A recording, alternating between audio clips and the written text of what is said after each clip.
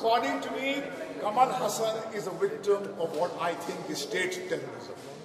State has become an oppressor when he has got the Supreme Court ruling in his favor in Arakshan case कि a picture which has got a legitimate certificate cannot be stopped by any state government using the law and order excuse.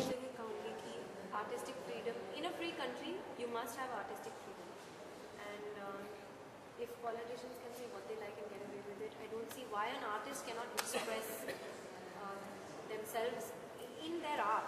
It's not like you are making a statement, you know, you're not making a public rally statement, you are expressing through art. So I think that should be allowed in this country. Too many people have had to leave this country, including Sensab, and it's not true. It's very sad that in our country that it has to come down. Yeah, I hope it is sorted. I hope it is sorted and nothing new doesn't crop up. So I really thank the people for allowing this film to release, because I have seen the film and it's got nothing anti-Islam or anything like that. I really hope that everything goes on peacefully. I pray for Kamal Hassan. नहीं, हम उनको देश छोड़ने देंगे नहीं. वो हमारे सबके इतने लाडले हैं, हर कलाकार के आइडल हैं, और उनका देश छोड़ना मतलब हमारे समाज से संस्कृति और साहित्य जो है वो चला जाएगा, संगीत चला जाएगा. तो हम सारे कलाकार उनको कभी भी देश छोड़ें. ये जो भी एंगल से उनको रोका गया या जो कंट्रोवर्शियल जो उनकी, क्योंकि वो इतने जिम्मेदार आदमी हैं, आज तक उनकी जितनी फिल्में हैं वो इतनी साफ़ सुथरी फिल्में हैं और हमेशा अच्छे मौजू को लेकर के उन्होंने फिल्में बनाई हैं. एंड बहुत ही जिनका इतना सम्मान है पूरे समाज में, वो तो कभी ऐसी गलती कर नहीं सकते. मुझे लगता है एक फ्रीडम होना बहुत ज़रूरी है सबके लिए, चाहे वो एक आम आदमी को हो, चाहे एक आर्टिस्ट को हो, चाहे एक फिल्म मेकर को हो. तो एक इंसान की फ्रीडम दूसरे की फ्रीडम को कैंसिल नहीं करनी चाहिए.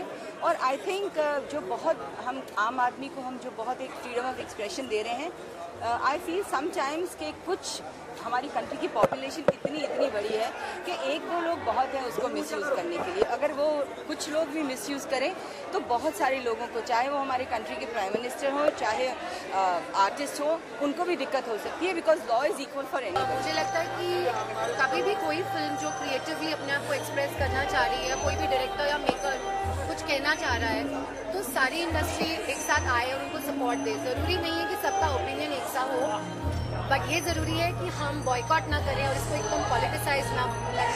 कमल हसन जी के साथ जो हो रहा है, जो हाई कोर्ट ने आदेश भी दिया कि उनकी फिल्म रिलीज की जाए, लेकिन स्टेट लेवल पर के रुकावट आ रही है. मैं समझता हूँ कहीं ना कहीं इस पूरे प्रणाली में, इस पूरे तंत्र में कहीं ना कहीं गड़बड़ी है. क्योंकि अगर आपने सेंसर बोर्ड बनाया तो फिर वो नगण्य हो जाता है. उसका कोई मतलब ही नहीं है कि अगर उसके कहने के बावजूद भी ऐसे लोग हैं जो आपको अपनी बात व्यक्त करने का मौका नहीं है, तो बहुत गलत होगा. एक बहुत बड़े फनकार और कलाकार M.F. हुसैन साहब देश छोड़ के चले गए, और हम नहीं चाहते कि अब कमल हसन जी के साथ ऐसा हो. और कमल हसन जी ने जब ये कहा कि वो देश छोड़ के चले जाएंगे, तो शायद मजाक में या परिहास में नहीं कहा, डेफिनेटली मीन्स है.